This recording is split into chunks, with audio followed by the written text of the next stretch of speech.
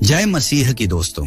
सोचिए, एक ऐसी दुनिया की जहां बाइबल पढ़ने का मतलब मौत है, जहां एक पन्ना पकड़े जाने पर पूरा परिवार गायब कर दिया जाता है, जहां यीशु का नाम फुसफुसा कर लेना भी आखिरी सांस बन सकता है।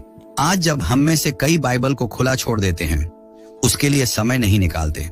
दुनिया के कुछ देश ऐसे हैं जहां लोग उसी बाइबल के लिए जान दे देते हैं। हाँ, आज हम उन 7 देशों की सच्चाई जानेंगे जहां बाइबल रखना अपराध है, विश्वास करना विद्रोह है और यीशु को मानना मौत की सजा। लेकिन सावधान, अंत में जिस देश का नाम सुनेंगे वह आपको झकझोर देगा, क्योंकि शायद आप सोच भी नहीं सकते कि वहां बाइबल आज भी प्रतिबंधित है। तो यदि आपका हृदय अभी भी जीवित है और विश्वास की कीमत समझना चाहते हैं, तो इस वीडियो को अंत तक जरूर देखें, क्योंकि यह कहानी सिर्फ आंकड़ों की नहीं, उन आत्माओं की है जो सत्य के लिए लड़ रही हैं। स्वागत है 7 देश जहां बाइबल प्रतिबंधित है। आखिरी नाम आपको हिला देगा। एक ऐसी दुनिया में जहां आजादी को सबसे बड़ा मूल्य माना जाता है, जहां विचारों की शक्ति को मानवता की सबसे बड़ी संपत्ति माना जाता है, वहीं पृथ्वी के कुछ ऐसे कोने हैं जहां सत्य बोलना अपराध है और बाइबल का एक पन्ना भी मौत की सजा दिला सकता है। हाँ, आपने सही सुना। परमेश्वर के वचन को पढ़ना, थामना या दूसरों के साथ बांटना कुछ देशों में सबसे खतरनाक कामों में गिना जाता है। जिन देशों में हथियार खुलेआम बिकते हैं, झूठ और नफरत की भाषा फैलाना एक अधिकार है, वहां बाइबल प्रेम, क्षमा और आशा की पुस्तक खतरा मानी जाती है। क्यों? क्योंकि बाइबल सिर्फ शब्दों का संग्रह नहीं है। बाइबल स्वतंत्रता देती है, बाइबल जंजीरें तोड़ती है, बाइबल सत्ताओं को चुनौती देती है। और जो शासक डर, दमन और हिंसा से सत्ता चलाते हैं, वे कभी नहीं चाहते कि लोग सत्य को पहचाने या यह जाने कि एक राजा उनके ऊपर भी है, सर्वशक्तिमान परमेश्वर। यही कारण है कि दुनिया के कई देशों में बाइबल को हथियार से भी अधिक खतरनाक माना जाता है। आज हम उसी अंधकार में प्रवेश करेंगे, उन 7 देशों की छाया में कदम रखेंगे जहां बाइबल प्रतिबंधित है, जहां सत्य को कैद करने की कोशिश की गई है, लेकिन फिर भी कोई उसे रोक नहीं पाया। लेकिन आगे बढ़ने से पहले मैं आपसे एक प्रश्न पूछना चाहता हूं। यदि आपको पता चले कि बाइबल पढ़ने की कीमत आपकी जान हो सकती है, क्या आप फिर भी इसे पढ़ेंगे? क्या आप अपनी आस्था के लिए सब कुछ खोने को तैयार हैं? क्योंकि अभी इसी क्षण दुनिया के अलग अलग कोनों में हमारे भाई बहन यही कीमत चुका रहे हैं। वे अंधेरी रातों में धीमी आवाज में भजन गाते हैं, दीवारों के पीछे छिपकर प्रार्थना करते हैं और बाइबल के पन्नों को कपड़ों में सिलकर छिपाते हैं, ताकि सैनिकों की नजरों से सुरक्षित रहें, क्योंकि उनके लिए बाइबल एक किताब से अधिक जीवन की सांस है। हम जिन देशों का उल्लेख करने जा रहे हैं, वहां बाइबल छुपाई जाती है, बिल्कुल वैसे जैसे कोई घायल योद्धा अपनी आखिरी दवा बचाकर रखता है।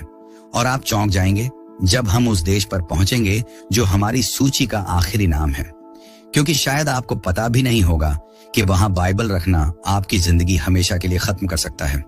आज की इस यात्रा में हम देखेंगे कि कैसे मनुष्य बाइबल को बंद कर सकते हैं, लेकिन उसके प्रभाव को कभी कैद नहीं कर सकते, क्योंकि जैसा लिखा है, आकाश और पृथ्वी टल जाएंगे परंतु मेरे वचन कभी नहीं टलेंगे। मत्ती 24 वचन 35। तो चलिए गहरी सांस लीजिए, अपने दिल को तैयार कीजिए, क्योंकि आगे जो आप सुनने वाले हैं वह सिर्फ जानकारी नहीं, सच्चाई का सामना है। स्वागत है इस यात्रा में। 7 देश जहां बाइबल प्रतिबंधित है, आखिरी नाम आपको हिला देगा। आइए शुरू करें। देश नंबर 1 से उत्तर कोरिया। कल्पना कीजिए एक ऐसी भूमि की जहां सुबह होने पर सूर्य तो उगता है, लेकिन आशा का प्रकाश कभी नहीं उगता। जहां आसमान में उड़ते पंछी तो आजाद हैं, लेकिन मनुष्य, खासकर जो परमेश्वर पर विश्वास करते हैं, वे लोहे की जंजीरों में बंद हैं। यह कहानी है उत्तर कोरिया की, दुनिया का सबसे बंद, सबसे रहस्यमय और सबसे निर्दयी राष्ट्र। एक ऐसा देश जहां परमेश्वर का नाम लेना भी अपराध है और बाइबल को छूने की कीमत मृत्यु है। 1948 से आज तक उत्तर कोरिया को एक लोहे की मुट्ठी में पकड़कर रखा गया है किम परिवार की तानाशाही ने। यह शासन केवल सत्ता नहीं चाहता, पूजा चाहता है। जी हां, पूजा। यहां नेता को केवल राष्ट्रपति नहीं, देवता की तरह मानने की मजबूरी है। हर घर में उसकी तस्वीरें टंगी होती हैं। हर चर्च, हर मंदिर, हर धार्मिक स्थल को तोड़ा जा चुका है और हर नागरिक को बचपन से सिखाया जाता है, कोई परमेश्वर नहीं है, सिर्फ नेता ही हमारा भगवान है। और यदि कोई कहे यीशु, तो वह शब्द आग की तरह जलाता है उसका घर, उसका परिवार, उसका भविष्य। क्योंकि यहां बाइबल को सबसे बड़ा विद्रोह माना जाता है। बाइबल क्यों प्रतिबंधित है? शासकों का डर केवल एक बात से है। बाइबल लोगों के दिलों में स्वतंत्रता जगाती है। एक ऐसी किताब जो कहती है सत्य तुम्हें मुक्त करेगा, और अत्याचारी नेताओं के लिए स्वतंत्र मन सबसे बड़ा खतरा है। वे जानते हैं कि अगर लोग परमेश्वर की सच्चाई जान गए तो वे मनुष्य को देवता नहीं मानेंगे, वे अत्याचार स्वीकार नहीं करेंगे, वे दास्ता की जंजीरें तोड़ देंगे। इसलिए उत्तर कोरिया में बाइबल हथियार से भी ज्यादा खतरनाक है, सजा जो कल्पना से भी भयानक है। उत्तर कोरिया में यदि किसी के पास एक छोटी सी बाइबल मिल जाए या कोई ऐप में डिजिटल बाइबल भी मिले तो सजा है सार्वजनिक फांसी, गोली मार देना या आजीवन क्वानलीसो कंसंट्रेशन कैंप भेज देना। यहाँ कैदी 18 घंटे तक पत्थर ढोते हैं, भूखे रहते हैं, पीटे जाते हैं, ठंड में नंगे रहकर काम करते हैं और हजारों में से मुश्किल से कोई जीवित बाहर आता है। सबसे भयानक बात, यदि एक व्यक्ति पकड़ा जाए तो पूरा परिवार 3 पीढ़ियों तक सजा पाता है। बच्चे जो समझ भी नहीं पाते उनका अपराध क्या था। एक परिवार की सच्ची कहानी उत्तर कोरिया से भागने वाली एक महिला की गवाही कुछ यूं है। एक रात जब सब सो चुके थे, उसके पिता ने अपनी शर्ट के अंदर से एक पुराना फटा हुआ पन्ना निकाला। वह बाइबल का एक छोटा हिस्सा था। उन्होंने फुसफुसाकर कहा, यह हमें जीवन देगा, लेकिन अगर किसी ने देख लिया तो हम सब मर जाएंगे। वे मोमबत्ती की रोशनी में धीमी आवाज में पढ़ते थे। एक दिन एक पड़ोसी ने सरकारी अधिकारियों को सूचना दे दी। सैनिक घर में घुसे, उन्होंने पन्ना पाया और उस रात पूरा परिवार कैंप में भेज दिया गया। उस लड़की ने बताया, उसने अपने पिता को आखिरी बार जंजीरों में बंधे देखा और फिर कभी नहीं देखा। यह कहानी अकेली नहीं है, हजारों लोग हर साल इसी कारण मर जाते हैं। भूमिगत चर्च, अंधकार में रोशनी, आप कल्पना नहीं कर सकते, पर आज भी उत्तर कोरिया में गुप्त चर्च मौजूद हैं। वे लोग रात के अंधेरे में फुसफुसाकर गीत गाते हैं, एक दूसरे के कानों में बाइबल के वचन सुनाते हैं, क्योंकि वे पन्नों को छू भी नहीं सकते। वे पद याद कर लेते हैं, दिल में छुपा लेते हैं, क्योंकि यही उनकी आत्मा की सांस है। उनके लिए बाइबल पढ़ना जीवन और मृत्यु के बीच एक चुनाव है। दूसरी तरफ हमारे पास बाइबल है, कई भाषाओं में, कई संस्करणों में। हम बिना डर के चर्च जा सकते हैं, आराधना कर सकते हैं, गीत गा सकते हैं, वचन पढ़ सकते हैं। और फिर भी हम कितनी बार उसे खोलते हैं? कितनी बार हम कहते हैं समय नहीं है, जबकि कहीं और लोग उसी वचन के लिए मर रहे हैं। क्योंकि सत्य को कोई रोक नहीं सकता, उत्तर कोरिया ने बाइबल को रोकने की कोशिश की, कैंप बनाए, लोगों को मारा, प्रतिबंध लगाए। पर सत्य क्या कहता है? किसी भी हथियार से गढ़ा गया कोई भी अस्त्र तेरे विरोध में सफल न होगा। यशायाह 4:17। आज उत्तर कोरिया में हजारों छिपे हुए विश्वासी हैं और लोग हर दिन यीशु को स्वीकार कर रहे हैं, चाहे कीमत उनकी जान ही क्यों ना हो। क्योंकि अंधकार कभी प्रकाश को रोक नहीं सकता। अब तैयार हो जाइए, क्योंकि आगे आने वाले देश आपको यह सोचने पर मजबूर कर देंगे कि इंसान आस्था से इतना क्यों डरता है। अब हम बढ़ते हैं देश नंबर 2 और 3 की ओर, सऊदी अरब और मालदीव। यकीन मानिए, जो आप आगे सुनेंगे वह आपके दिल को हिला देगा। अब तक हमने देखा कैसे उत्तर कोरिया में बाइबल का एक पन्ना भी मौत का फरमान बन सकता है। लेकिन अब हम बढ़ते हैं ऐसे देशों की ओर जहां चमक, धन, आधुनिकता और सुंदरता के पर्दे के पीछे आस्था पर बनाए गए जंजीरों का साम्राज्य छुपा है। ऐसे देश जहां सोने से भी महंगे महल हैं, तेल के कुओं से अरबों डॉलर की दौलत बहती है, दुनिया भर से लाखों लोग रोज काम करने आते हैं, लेकिन वहां बाइबल का एक शब्द भी बर्दाश्त नहीं किया जाता। पहला नाम सऊदी अरब और उसके बाद मालदीव। एक ऐसा स्वर्ग जिसे लोग हनीमून के लिए चुनते हैं, लेकिन जहां एक ईसाई के लिए जीना नरक से कम नहीं। तो आइए इस अंधकार में और गहराई से उतरें। सऊदी अरब धरती जहां 2 सबसे पवित्र इस्लामी शहर स्थित हैं, मक्का और मदीना। यहाँ के शासकों ने धर्म को सिर्फ विश्वास नहीं बनाया, बल्कि सत्ता का हथियार बना लिया है। यहाँ की सरकार एक कठोर विचारधारा का पालन करती है, वहाबिज्म, जो किसी भी अन्य धर्म को स्थान नहीं देती। यहाँ पर इस्लाम ही जीवन है, इस्लाम ही कानून है और इस्लाम के अलावा कुछ भी अपराध। यदि आप यहां रहते हैं तो आप चर्च नहीं बना सकते, आप खुले में प्रार्थना नहीं कर सकते, आप क्रॉस नहीं पहन सकते, और अगर आपके पास बाइबल पाई गई तो आप कानून के सबसे कठोर दंड का सामना करेंगे। सऊदी अरब में धार्मिक पुलिस, जिसे मुतावा कहा जाता है, सड़कों, घरों और काम के स्थानों पर निगरानी रखती है। उनका काम क्या है? धर्म की शुद्धता की रक्षा करना, और इसका मतलब है किसी भी धर्म का चिन्ह या वस्तु रखना बगावत माना जाता है। कल्पना कीजिए, आपके बैग की तलाशी ली जा रही है, आपके कमरे की तलाशी ली जा रही है, और मिलते ही एक किताब जिस पर लिखा है होली बाइबल। कितना विडंबना है ना। एक किताब जो प्रेम सिखाती है, क्षमा का संदेश देती है, जान बचाने की शिक्षा देती है, उसे यहाँ खतरा माना जाता है। सजाएं जो खून जमा देती हैं, यदि किसी विदेशी मजदूर के पास बाइबल मिले तो उसे तुरंत गिरफ्तार कर लिया जाता है। पूछताछ, अपमान, मारपीट, फिर उसे देश से निकाला जाता है। लेकिन यदि कोई सऊदी नागरिक ईसाई बन जाए, यीशु को मान ले या बाइबल पढ़े, तो सजा है लंबी कैद, कोड़े मारना और कई मामलों में मौत की सजा, क्योंकि उनके अनुसार ईसाई बनना राष्ट्रद्रोह है। एक विदेशी कामगार की गवाही एक व्यक्ति ने बताया। वह फिलीपींस से वहां काम करने गया। उसके बैग में एक छोटी जेब बाइबल थी।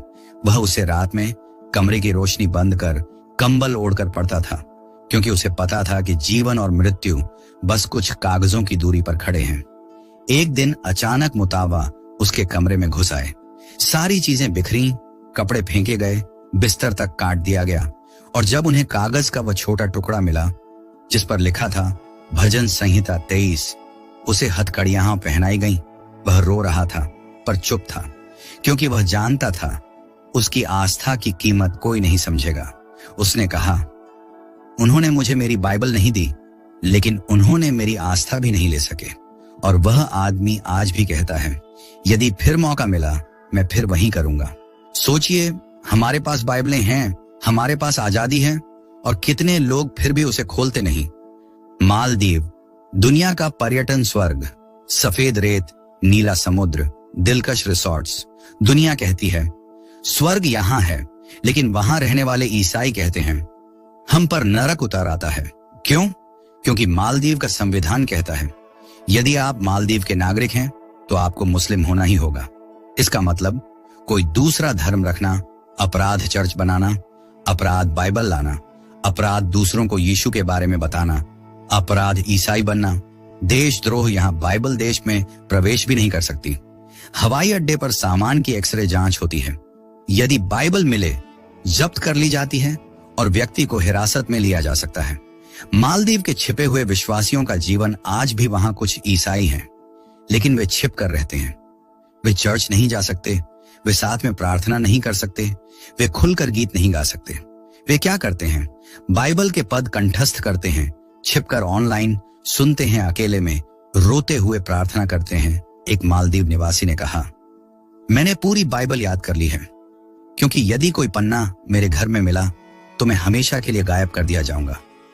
कितना दर्दनाक है यह सोचना कि लोग शब्दों को अपने दिल में इसलिए बंद करते हैं क्योंकि अगर कागज पर लिखे मिले तो उनका जीवन छिन जाएगा। हम समुद्र तटों पर तस्वीरें खिंचवाते हैं, पर हमें पता नहीं कि उसी जगह लोग सांस लेने से पहले भी डरते हैं। समुद्र की लहरें खूबसूरत हैं, पर उनके नीचे दबी चीखें कोई नहीं सुनता। और सबसे डरावनी बात, यहाँ ईसाइयों को उनके परिवार तक धोखा दे सकते हैं। यदि कोई बच्चा बताता है कि उसके माता पिता प्रार्थना करते हैं तो पूरी फैमिली को जेल भेजा जा सकता है। सोचिए, विश्वास को इतना शत्रु क्यों माना जाता है? क्योंकि सत्य को सबसे ज्यादा डरता है वही जो जानता है कि सत्य उसके साम्राज्य को गिरा सकता है। फिर भी कोई बाइबल को रोक नहीं सकता। इतने प्रतिबंधों, हिंसा, अत्याचार और खून के बाद भी सऊदी अरब और मालदीव में यीशु के अनुयायियों की संख्या बढ़ रही है। क्यों? क्योंकि लोग अंधकार से प्रकाश की ओर भाग रहे हैं। बाइबल कहती है, प्रकाश अंधकार में चमकता है और अंधकार उसे दबा नहीं सका। यूहन्ना एक वचन 5 मनुष्य दीवारें बना सकता है, पुस्तकें जला सकता है, लोगों को कैद कर सकता है, लेकिन परमेश्वर के वचन को कभी बांध नहीं सकता। और अब आगे बढ़ते हैं। हमने अब 3 देशों को देख लिया है, उत्तर कोरिया, सऊदी अरब, मालदीव। लेकिन आगे जो आने वाला है वह और भी अधिक क्रूर है। अब अगला भाग हम जा रहे हैं सोमालिया और अफगानिस्तान की ओर। दो ऐसे राष्ट्र जहां यदि किसी को पता चले कि आपने यीशु का नाम लिया तो अगले ही क्षण आपकी गर्दन धड़ से अलग कर दी जा सकती है। जहां प्रार्थना खून के साथ मिलती है, जहां आस्था की कीमत जीवन है। अब तक हमने देखा कि कैसे सऊदी अरब और मालदीव में बाइबल छिपाकर रखनी पड़ती है, क्योंकि उसका पाया जाना कैद और यातना का कारण बन जाता है। लेकिन अब जो दो देशों में हम प्रवेश करने वाले हैं, वहां बाइबल रखना या केवल यीशु का नाम लेना भी सीधी मौत की सजा है। यहां न अदालत है, न वकील है, न सुनवाई है, सिर्फ फैसला होता है और वह फैसले का नाम है मौत। ये दो देश हैं, सोमालिया और अफगानिस्तान। सोमालिया एक ऐसा देश जो दशकों से युद्ध, आतंकवाद और गरीबी की आग में जल रहा है। सरकार कमजोर है, कानून नाम का कोई ढांचा नहीं और पूरा नियंत्रण एक निर्दयी आतंकवादी संगठन अल शबाब के हाथ में है। यह संगठन इस्लामी कानून का सबसे कठोर रूप लागू करता है। उनका लक्ष्य एक है, सोमालिया से ईसाई धर्म को मिटा देना। इस भूमि पर खुले रूप से ईसाई होना तो दूर, ईसाई होने का शक भी सार्वजनिक फांसी में बदल सकता है। सोमालिया में यदि किसी के पास बाइबल मिल जाए या किसी फोन में बाइबल का ऐप हो या किसी ने प्रार्थना की आवाज सुनी तो अल शबाब के सैनिक रात के अंधेरे में घर में घुसते हैं, सभी को बाहर घसीटते हैं, पूछते हैं, क्या तुम यीशु को मानते हो? यदि उत्तर हां हो या चेहरे पर डर दिखाई दे, गोलियों की बारिश होती है। अक्सर लाशों को सार्वजनिक चौक में टांग दिया जाता है ताकि यह चेतावनी बने कि यहां मसीह का नाम लेना गद्दारी है। एक युवा सोमाली लड़के ने गवाही दी। उसकी मां छिपकर यीशु में विश्वास करती थी। वह रात में घर के पीछे छोटे से कमरे में धीमी आवाज में प्रार्थना करती थी और एक कागज का छोटा सा टुकड़ा जिस पर लिखा था यूहन्ना 3:16 उसे हमेशा अपने कपड़ों के अंदर रखती थी। एक दिन किसी पड़ोसी ने उनकी शिकायत कर दी। आधी रात को दरवाजे तोड़े गए। सैनिकों ने उसकी मां को बाहर खींच लिया। उसके सामने आदेश दिया गया, यीशु को त्याग दो, नहीं तो मौत के लिए तैयार रहो। उनकी मां ने आंसू पोंछे, आसमान की ओर देखा और केवल इतना कहा, मैं यीशु को नहीं छोड़ सकती। और अगले ही क्षण उन पर गोलियां बरसा दी गईं। वह लड़का आज जीवित है, लेकिन उसकी आंखों में हर रात वह दृश्य लौट आता है। उसने कहा, उन्होंने मेरी मां को मार दिया पर मेरा विश्वास जिंदा कर दिया।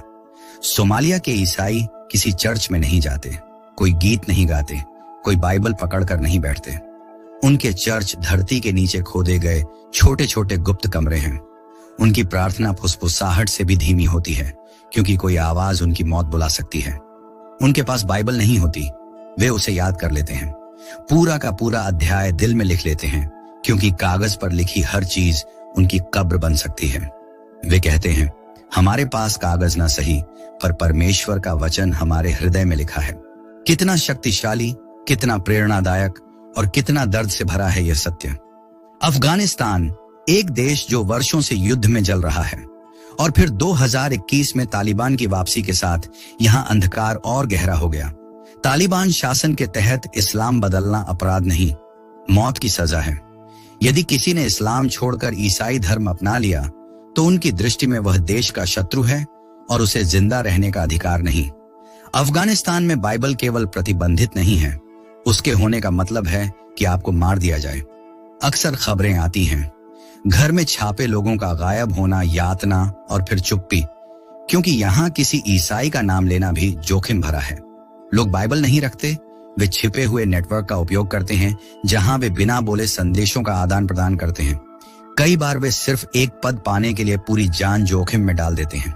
सोचिए, हम घंटों तक बाइबल पढ़ सकते हैं और यहाँ लोग एक पद के लिए जान दे देते हैं। एक व्यक्ति जो मुस्लिम पृष्ठभूमि से था, उसकी मुलाकात इंटरनेट के माध्यम से ईसाइयों से हुई। उसने यीशु को स्वीकार किया। उसका विश्वास उसके परिवार को पता चल गया। उसका भाई जिसे वह सबसे ज्यादा भरोसा करता था, उसी ने उसे तालिबान को सौंप दिया। जब उसे पकड़ा गया तो उससे कहा गया, इस क्रॉस को फेंक दो और कहो कि तुम गलत थे। लेकिन उसने कहा, मुझे मार दो पर मेरे यीशु को मत छीनो। उसके बाद उसके साथ जो हुआ वह इतना भयानक था कि शब्द भी कांप जाते हैं, पर उसकी गवाही आज भी जीवित है। क्यों? आखिर बाइबल से इतनी डर क्यों? क्योंकि जो लोग डर और हिंसा की दीवारों पर अपना साम्राज्य बनाते हैं, वे जानते हैं बाइबल मनुष्य के हृदय को आजाद कर देती है। और जब मनुष्य आजाद हो जाता है तो कोई तानाशाह, कोई आतंकवादी, कोई बंदूक उसे गुलाम नहीं बना सकती। यही कारण है कि अल शबाब, तालिबान और डिक्टेटर्स सबसे ज्यादा डरते हैं यीशु से और बाइबल से। सत्य की विजय निश्चित है, मनुष्य का अत्याचार सीमित है, लेकिन परमेश्वर का राज्य अनंत है। मैं अपनी कलीसिया बनाऊंगा और अधोलोक के फाटक उस पर प्रबल न होंगे। मत्ती 16 वचन 18।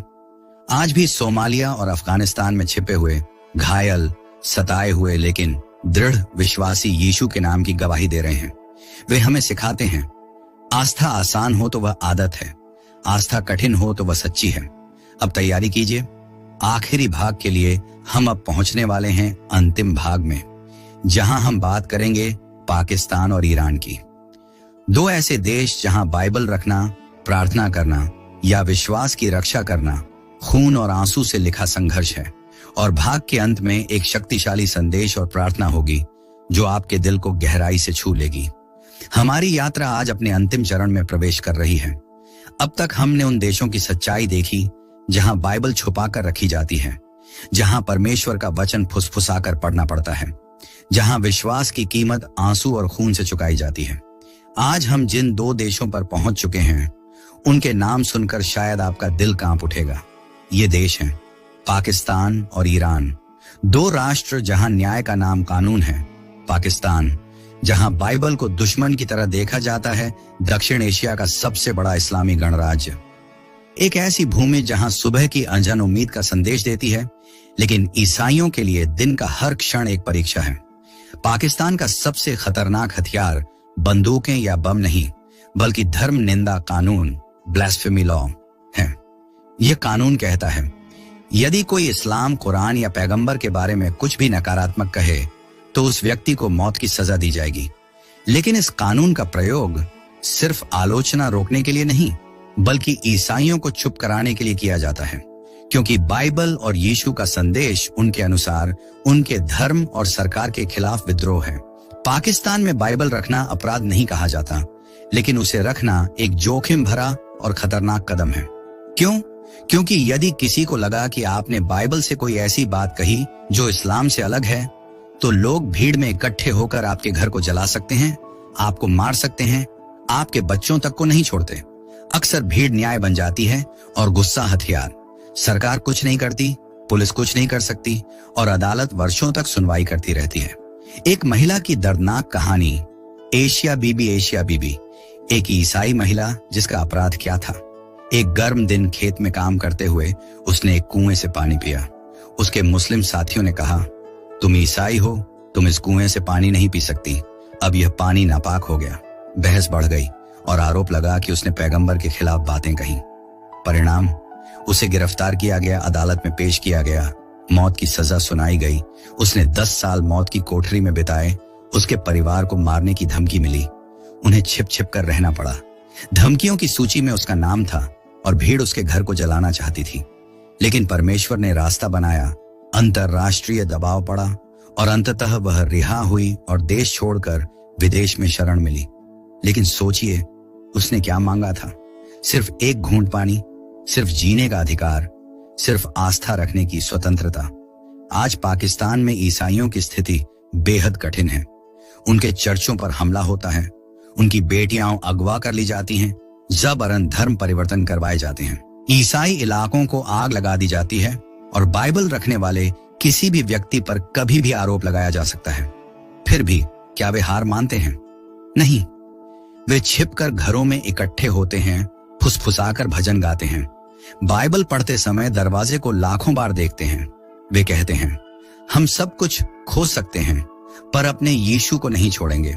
वे जानते हैं कि आस्था की कीमत दर्द है, लेकिन उसका पुरस्कार अनंत जीवन। ईरान जहां विश्वास के लिए जेल और यातना इंतजार करते हैं, ईरान इतिहास, संस्कृति और ज्ञान की भूमि जो आज एक कठोर धार्मिक शासन के अधीन है।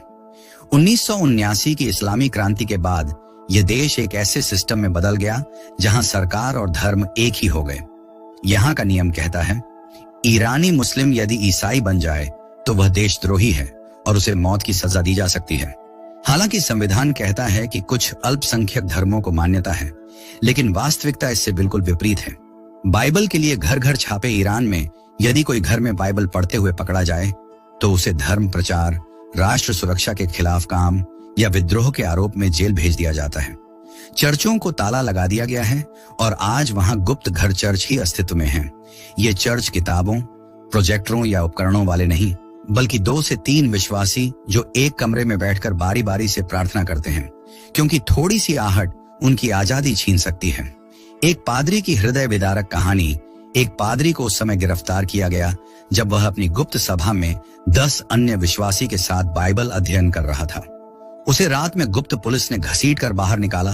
परिवार रोता रहा, लेकिन अधिकारियों ने उसे उठाकर किसी अज्ञात स्थान पर ले गए। जेल में उस पर अत्याचार किया गया ताकि वह दूसरों के नाम बताए और यीशु को छोड़ दे। लेकिन उसने कहा, मैं सब कुछ खो सकता हूं पर सत्य नहीं छोड़ सकता।